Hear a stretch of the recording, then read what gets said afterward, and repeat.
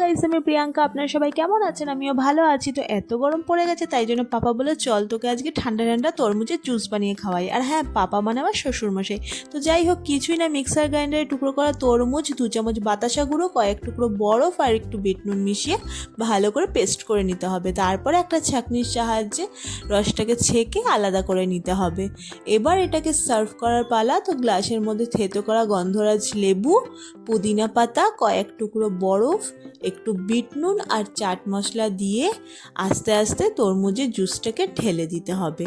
তারপর দেখতে ভালো লাগার জন্য ওপর থেকে পুদিনা পাতা আর তরমুজ দিয়ে ডেকোরেশন করে নিলেই তৈরি হয়ে যাবে ঠান্ডা ঠান্ডা তরমুজের জুস। আর গরমের মধ্যে পেট ঠান্ডা করার জন্য আর কি চাই। আপনারা চাইলে এর মধ্যে চিনিও ব্যবহার করতে পারেন, তবে বাতাসা আর মিশ্রিতে পেট ঠান্ডা থাকে, তাই জন্য চেষ্টা করবেন এগুলোই ব্যবহার করার। টাটা।